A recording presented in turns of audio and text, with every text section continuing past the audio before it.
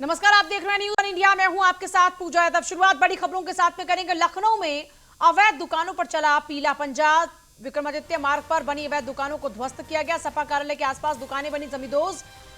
दुकानों पर मिलते थे सपा के पोस्टर और झंडे। 1.5 महीने पहले दुकानदारों को दिया गया था नोटिस। अतिक्रमण पर प्रशासन का एक्शन लगातार जारी। सपा कार्यालय के आसपास बनी दुकानें जमींदोज हो गई। दुकानों पर सपा के पोस्टर और झंडे मिला करते थे। इन दुकानों को जमींदोज किया गया। अवैध रूप से इनका निर्माण किया गया था। 1.5 महीने पहले दुकानदारों को नोटिस दिया गया और अब उन्हें जमींदोज कर दिया गया। अतिक्रमण पर प्रशासन का एक्शन लगातार जारी है।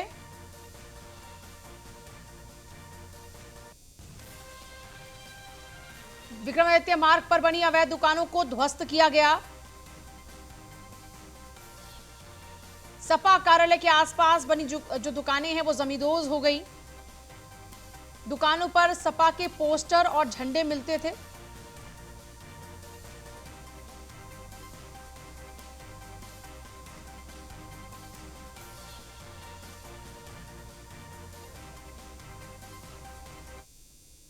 आज लखनऊ नगर निगम का बुलडोजर समाजवादी पार्टी कार्यालय के सामने मौजूद उन दुकानों पर चल रहा है जो दुकानें समाजवादी पार्टी के प्रमुख नेताओं के झंडे, बैनर, पोस्टर बेचती थीं। हालांकि यहां पर समाजवादी पार्टी के झंडे से लेकर समाजवादी पार्टी और उससे जुड़े हुए जो विभिन्न नेता हैं उनके पोस्टर्स भी यहां बिकते थे और काफी लंबे समय से ये दुकानें समाजवादी पार्टी कार्यालय के सामने थीं। ये विक्रमादित्य मार्ग है जिस पर सपा सुप्रीमो अखिलेश यादव का भी मकान है, समाजवादी पार्टी कार्यालय है और पास में ही मुलायम सिंह यादव का आवास है, शिवपाल यादव का भी आवास इसी विक्रमादित्य मार्ग पर है।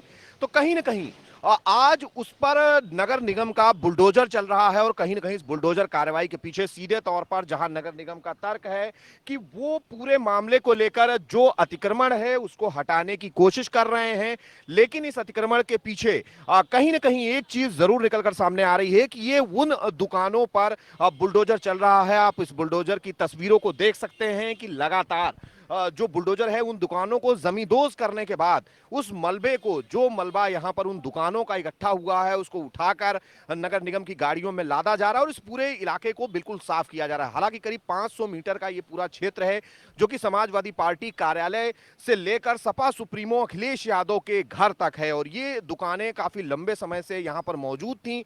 बड़े पैमाने पर समाजवादी पार्टी के झंडे, बैनर, पोस्टर और समाजवादी पार्टी के चुनाव प्रचार से जुड़ी हुई सामग्री यहां पर मिलती थी, लेकिन अब इन दुकानों को हटा दिया गया है और नगर निगम का कहना है कि ये दुकानें अवैध तरीके से यहां पर लगी थीं और इन दुकानों को अतिक्रमण के चलते कार्रवाई के रूप में प्रवर्तन दल द्वारा हटाया जा रहा है। हालांकि अब देखना यह है कि समाजवादी पार्टी की तरफ से इस पर क्या उनकी प्रतिक्रिया आती है, लेकिन यह जरूर है कि इस अतिक्रमण को हटा दिया गया है जो कि विक्रमादित्य मार्ग पर स्थित था।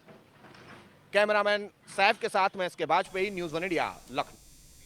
और एसके वाजपेयी हमारे साथ हमारे संवाददाता फिलहाल जुड़ रहे हैं। एसके वाजपेयी, बड़ी कार्रवाई है, लगातार अवैध निर्माण के खिलाफ में बुलडोजर चल रहा है। एसके,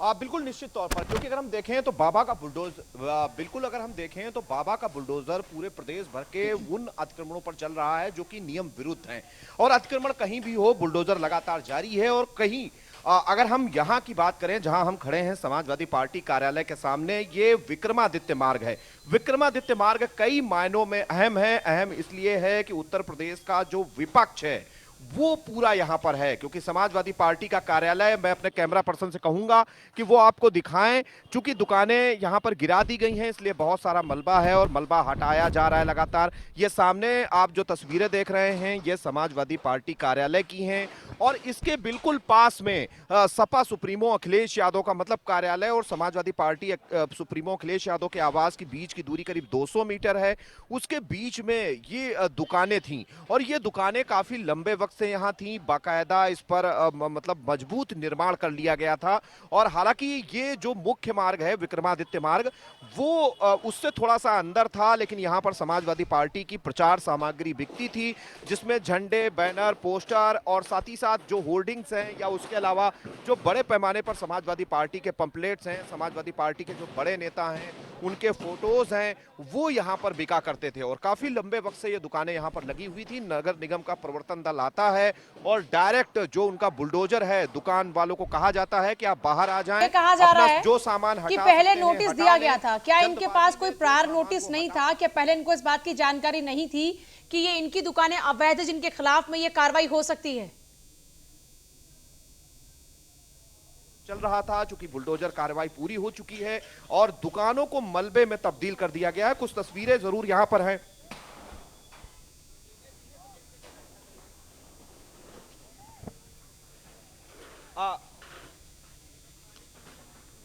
बिल्कुल, हम यहाँ पर कुछ लोग हैं और उनसे बात करने की कोशिश करेंगे। संभवतः ये दुकानें उनकी हैं और उनसे हम पूछेंगे कि जो दुकानें वो यहाँ पर लगा रखे थे उनसे हम जानने की कोशिश करते हैं कि आखिर क्या हुआ, क्या उनको कोई नोटिस दिया गया था। लेकिन काफी अच्छी खासी भीड़ है, क्योंकि बड़े पैमाने पर लोग इन दुकानों पर काम कर रहे थे और काफी लंबे वक्त से दुकानें यहाँ पर थी। कुछ दुकान के जो मालिकान हैं उनसे हम बात करते हैं और उनसे जानने की कोशिश करते हैं। ये दुकानें आपके यहाँ कब से लगा रखे थे? 2002 से। तो क्या कोई नोटिस आपको दिया गया था? 2-3 महीने पहले दिया गया था एक नोटिस। तो हम लोगों को बोला गया था कि ये नो वेंडिंग जोन है, आपको वेंडिंग जोन में कहीं जगह शिफ्ट किया जाएगा, यहाँ से हटाना पड़ेगा। तो हम लोग वही इंतज़ार कर रहे थे और अब आए कि हटा दिए। तो केवल एक नोटिस दिया गया है? हाँ, एक नोटिस दिया गया था। तो कारण यही बताया कि आपने जो दुकानें हैं वो गलत तरीके से रोड के किनारे लगा रखी? जी जी जी, जबकि इससे पहले भी बात हुई थी। तो हम लोग, एक तो कोई खाने पीने का आइटम है नहीं जो इसमें कोई गंदगी होती थी, तो पीछे करके कर दिया गया था। उसके बाद में उन्होंने कहा था कि यहाँ से हटाना पड़ेगा। कुछ ये भी है कि सिर्फ सपा का बिक रहा था, यहाँ बीजेपी का नहीं था। कुछ ये भी, इसका भी फर्क पड़ा। बिल्कुल, ये दुकानदार हैं और ये बता रहे हैं कि उनको 3 महीने पहले एक नोटिस आया था जिसमें ये कहा गया था कि आप ये दुकानें यहाँ से हटा लें और आपको दूसरी जगहों पर शिफ्ट किया जाएगा। हालांकि आज बुलडोजर आया है और सीधे बुलडोजर की कार्रवाई शुरू हो गई है। फिलहाल यहाँ की दुकानों को जमींदोज कर दिया गया है।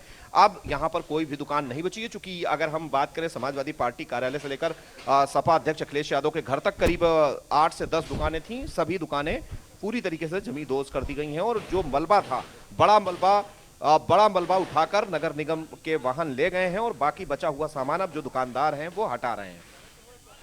चलिए ठीक है, इसके बहुत ही शुक्रिया आपका फिलहाल पूरी जानकारी के लिए। तो देखिए, आप यहाँ पर जो लोग हैं उनका ये कहना है कि एक वजह ये भी हो सकती है क्योंकि यहाँ पर सिर्फ समाजवादी पार्टी के ही झंडे और बैनर बिक रहे थे, इस कारण से भी कार्रवाई हो सकती है। उनको ये कहा गया था कि नो वेंडर जोन है, यानी यहाँ पर आप कुछ बेच नहीं सकते हैं, इसलिए आपको कहीं और शिफ्ट किया जाएगा। उन्होंने वो वहाँ के जो लोग हैं वो कह रहे हैं कि हम तो इंतजार करते कि हमको कहीं और शिफ्ट किया जाए, लेकिन आज अचानक से हम देखते हैं कि यहाँ पर बुलडोजर आता है और उनकी दुकानों को ध्वस्त करके चला जाता है। आगे बढ़ेंगे, बाढ़ प्रभावित जिलों के दौरे पर है मुख्यमंत्री योगी आदित्यनाथ। आज 3 जिलों का उन्होंने दौरा किया। योगी आदित्यनाथ ने गाजीपुर, चंदौली और वाराणसी के दौरे किए और इस दौरान में थोड़ी देर में गाजीपुर में हवाई सर्वेक्षण वो करेंगे। बाढ़ प्रभावित इलाकों का हवाई सर्वेक्षण करेंगे सीएम योगी। बाढ़ पीड़ितों से मिलकर राहत सामग्री भी बांटेंगे सीएम योगी आदित्यनाथ। रात के 8 बजे गाजीपुर, चंदौली और वाराणसी को वो भ्रमण करेंगे। देखिए, सबसे पहले वो गाजीपुर जाएंगे और वहां पर हवाई सर्वेक्षण करेंगे। यानी आपने इससे पहले भी आपको योगी आदित्यनाथ की तस्वीरें देखने को मिली होंगी जब बाढ़ से तबाही मचती है उत्तर प्रदेश के अंदर, जब वहां के लोग परेशान हो जाते हैं। तो इससे पहले भी योगी आदित्यनाथ ने बाकायदा हवाई सर्वेक्षण किया है। इससे पहले की भी तस्वीर आपने देखी होंगी अपने उनके पिछले कार्यकाल की।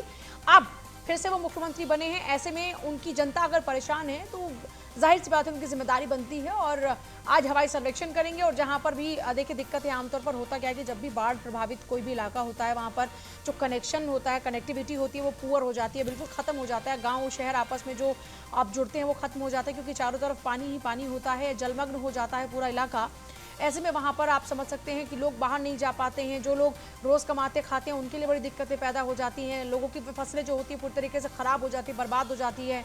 घरों में पानी घुस जाता है तो सारा सामान खराब हो जाता है। ऐसे में बहुत सारी समस्या उनके सामने होती है, अनेकों चुनौतियां होती हैं। ऐसे में सरकार की तरफ से उनको राहत देने की कोशिश की जा रही है। देखिए, हमारे साथ में मेरे 3 सहयोगी रहेंगे। एसके वाजपेयी को भी जल्दी जोड़ेंगे हमारे साथ में, जो कि लखनऊ से हमें जानकारी देंगे योगी आदित्यनाथ के इन तमाम दौरों का कि वो पहले कहां पर जा रहे हैं, क्योंकि राहत सामग्री बांटने का भी कार्यक्रम है। लगभग रात के 8 बजे का ये पूरा कार्यक्रम रहेगा। इसके बाद पे संवाददाता लखनऊ से आसिफ अंसारी, संवाददाता गाजीपुर से और रामकुमार जायसवाल संवाददाता चंदौली से हमारे साथ में रहेंगे। आसिफ अंसारी का पहले रुख कर लेते हैं क्योंकि आसिफ गाजीपुर में सबसे पहले वो पहुंचेंगे और हवाई सर्वेक्षण करेंगे। उनके आगमन से पहले वहां पर क्या कुछ स्थिति बनी हुई है?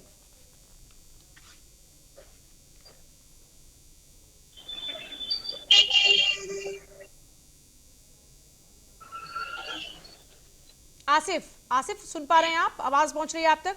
जी मैम, आवाज आ रही है। हाँ, मैं ये आपसे जानना चाह रही हूँ कि फिलहाल क्या कुछ हालात बने हुए हैं वहां पर गाजीपुर के अंदर, क्योंकि आज योगी आदित्यनाथ का हवाई सर्वेक्षण है, वो पहुंच रहे हैं वहां पर अपनी जनता का हाल जानने के लिए। जी बिल्कुल, बता दें गाजीपुर में कुछ ही लम्हों में योगी आदित्यनाथ आने वाले हैं।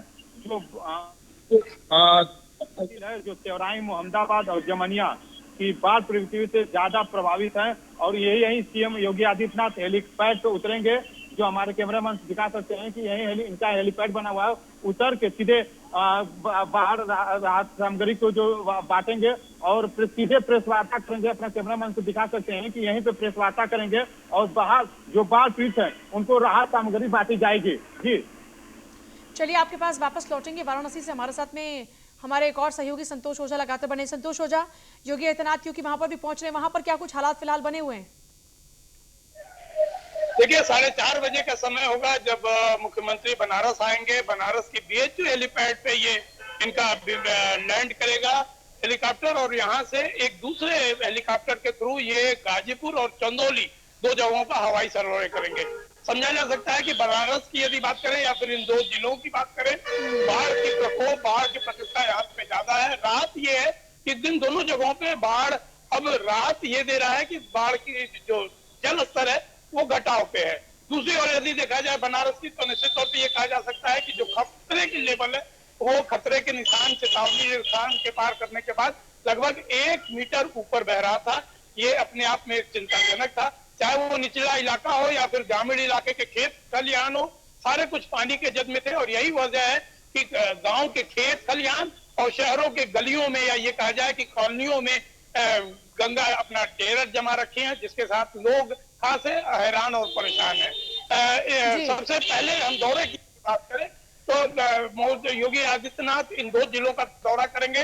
दौरा करने के बाद बनारस पहुंचेंगे और यहाँ जलमार्ग में या ये कहा जा सकता है कि गंगा में खुद एनडीआरएफ के टीम के साथ जाकर पीड़ितों से भेंट करेंगे, पीड़ितों से मुलाकात करेंगे, उनका हाल जानेंगे, उनकी तैयारियां समझेंगे कि उन्हें किस रंग की परेशानियां हो रही हैं और सुविधाएं क्या क्या उन्हें दी जा रही हैं। वहां से वो 80 से एक बाढ़ शिविर कैंप में जाएंगे और वहां रह रहे लोगों से उनका हालचाल और राहत सामग्री का वितरण करेंगे। इसके बाद ये वापस सर्किट हाउस जाएंगे, जहां एक हाई लेवल मीटिंग करेंगे। अधिकारियों से ये जानने का प्रयास करेंगे कि बाढ़ या ये कहा जाए कि घटते हुए बाढ़ पे उनकी क्या व्यवस्थाएं हैं और किस ढंग से इस पूरे सिचुएशन को, इस पूरे हालात पे नजर रख के काबू कर रहे हैं। दूसरी जो सबसे बड़ी बात होगी वो ये कि रात्रि विश्राम की बात पहले आ रही थी, लेकिन कार्यक्रम में थोड़ा सा बदलाव किया गया है और कार्यक्रम के बदलाव के अनुसार रात में ही ये काशी विश्वनाथ दरबार पहुंच के दर्शन पूजन करने के बाद लखनऊ की ओर निकल जाएंगे। चलिए ठीक है, बहुत ही शुक्रिया आप दोनों का फिलहाल पूरी जानकारी के लिए। तो ये कुछ कार्यक्रम है जो सीएम योगी आदित्यनाथ के रहेंगे शाम 4:30 बजे इधर और फिर अब गाजीपुर भी वो जाएंगे, तो ये उनका कार्यक्रम रहेगा। और दूसरा, राहत सामग्री भी वो बांटेंगे और हवाई सर्वेक्षण भी करेंगे, लोगों का हाल जानेंगे कि फिलहाल क्या कुछ उत्तर प्रदेश के हालात हैं, जो भी बाढ़ ग्रसित इलाके हैं वहां पर क्या कुछ स्थिति इस वक्त बनी हुई है, किस तरीके से वहां पर राहत पहुंचाई जाए। इसको लेकर भी योगी आदित्यनाथ बाकायदा खुद अधिकारियों से पूरा अपडेट ले रहे हैं लगातार। इस बीच उत्तर प्रदेश में भ्रष्टाचार के खिलाफ बड़ी कार्रवाई हुई है। लखनऊ, कानपुर समेत दिल्ली में चल रही है आईटी की रेड। आईटी की रेड पर रडार पर है करीब 1 दर्जन भ्रष्ट ब्यूरोक्रेट्स। 22 ठिकानों पर इनकम टैक्स की टीम की छापेमारी। यूपी कौन से जुड़े ठेकेदारों के घर पर छापेमारी। रडार पर उद्योग विभाग और उद्यमिता विकास संस्थान के अधिकारी। उपायुक्त राजेश यादव के घर भी आईटी की रेड। मंगलानी ग्रुप के ठिकानों पर भी आईटी का छापा। कानपुर में प्रॉपर्टी डीलर राजू चौहान के घर पर छापेमारी। टैक्स चोरी की आशंका में इनकम टैक्स का छापा। प्रॉपर्टी डीलर देशराज के ठिकानों पर भी छापा पड़ा है। रडार पर है उद्योग विभाग, उद्यमिता विकास संस्थान के अधिकारी। तो भ्रष्टाचार के खिलाफ इसको बड़ी एक्शन के तौर पर, यह बड़ी कार्रवाई के तौर पर देखा जा रहा है, क्योंकि देखिए उपायुक्त राजेश यादव के घर पर भी आईटी का छापा है, मंगलानी ग्रुप के ठिकानों पर भी आईटी का छापा है। तो करप्शन के खिलाफ में लगातार फाइट चल रही है उत्तर प्रदेश के अंदर। और उसी का एक और नया एग्जाम्पल है कानपुर में प्रॉपर्टी डीलर राजू चौहान के घर पर भी छापेमारी। टैक्स चोरी की आशंका में इनकम टैक्स का छापा। भ्रष्टाचार के खिलाफ ये आईटी का एक्शन है। प्रॉपर्टी डीलर देशराज के ठिकानों पर भी छापेमारी। अभी तक हुआ ये करता था कि ब्यूरोक्रेट्स बच जाया करते थे, लेकिन अब ब्यूरोक्रेट्स भी नहीं बचेंगे। और लखनऊ, कानपुर समेत दिल्ली में ये आईटी की रेड चल रही है, लगातार इनके ठिकानों पर रेड चल रही है।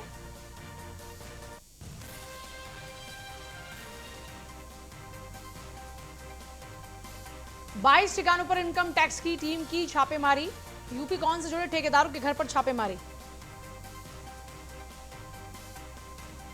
नीलेश चौहान और मेरे साथ मेरे सहयोगी पीयूष तिवारी लगातार जुड़ रहे हैं, उनकी तरफ रुख करेंगे। नीलेश, लखनऊ से क्या अपडेट है फिलहाल?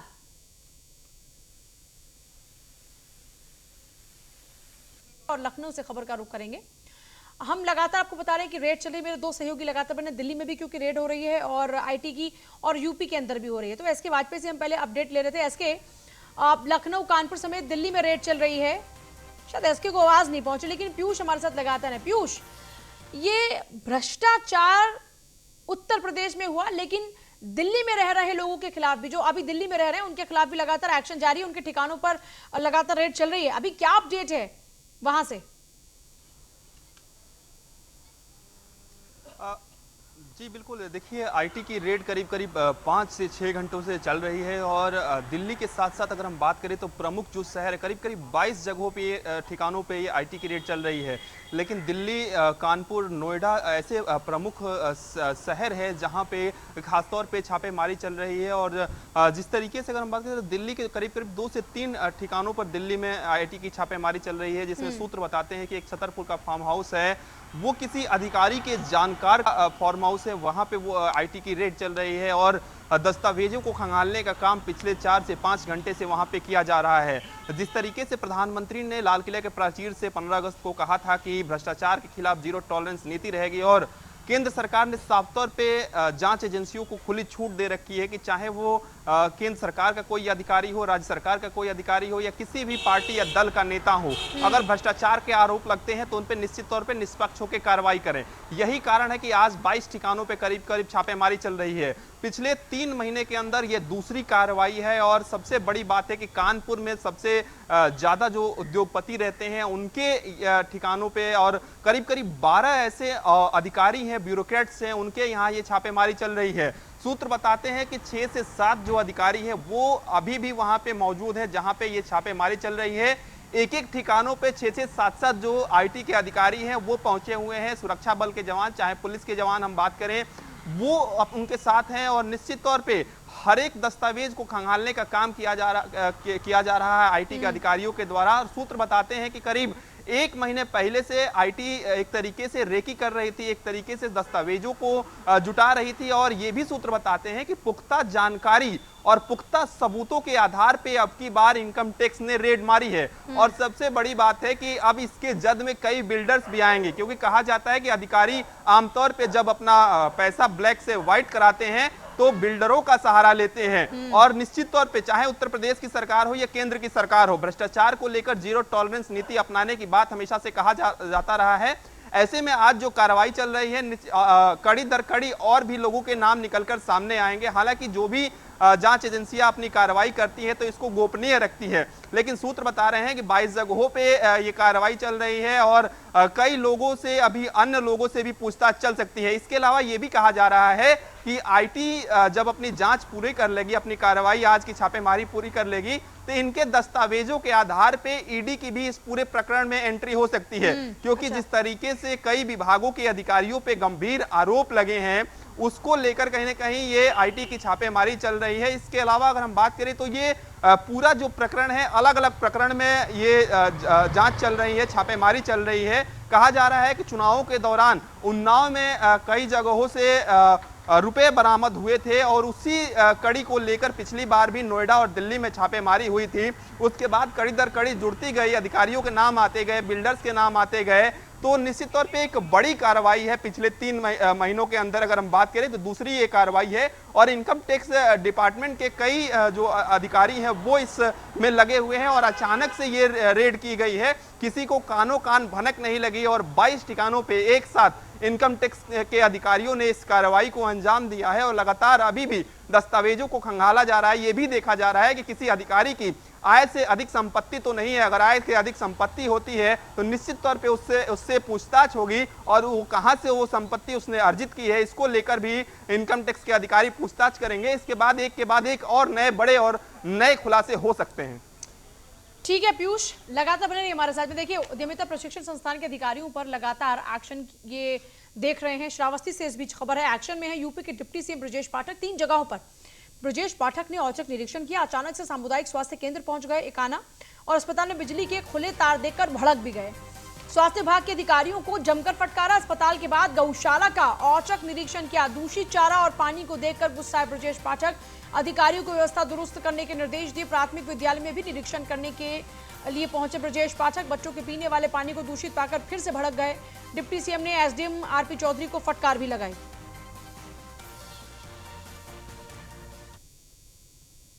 श्रावस्ती जनपद के चतुर्मुखी विकास के लिए विंगवार समीक्षा बैठक होगी सभी विभागों की। इसके साथ ही साथ स्थलीय निरीक्षण भी हम प्रातःकाल से कर रहे हैं। अभी निराश्रित गोवंश के स्थल का निरीक्षण किया है।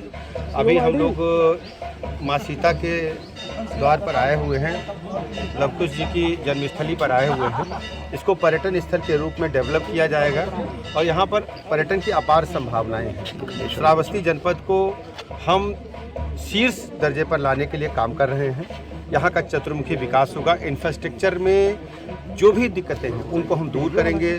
सड़क, पानी, बिजली, स्कूल, अस्पताल, आम आदमी के जीवन में बदलाव आए, उसके लिए हमारी सरकार लगातार काम कर रही है। और खबर आगरा से है, ताजमहल का नाम बदलने की मांग फिर से तेज हो चुकी है। बीजेपी पार्षद ने आगरा नगर निगम में प्रस्ताव लगाया। ताजमहल का नाम तेजो महालय करने का प्रस्ताव रखा गया। भाजपा के पार्षद शोभाराम राठौर ने प्रस्ताव लगाया। नगर निगम में होगी ताजमहल का नाम बदलने पर चर्चा। विचार विमर्श के बाद शासन को प्रस्ताव भेजा जाएगा। देखिए, ये तेजो महालय को लेकर इससे पहले भी आपने खूब बवाल देखा और अब एक बार फिर से ये तेजो महालय इसका नाम हो जाए, इसको लेकर प्रयास शुरू हो चुके हैं। ताजमहल का नाम तेजो महालय करने का प्रस्ताव भेजा गया। भाजपा के पार्षद शोभाराम राठौर ने यह प्रस्ताव लगाया है। नगर निगम में होगी ताजमहल का नाम बदलने पर चर्चा।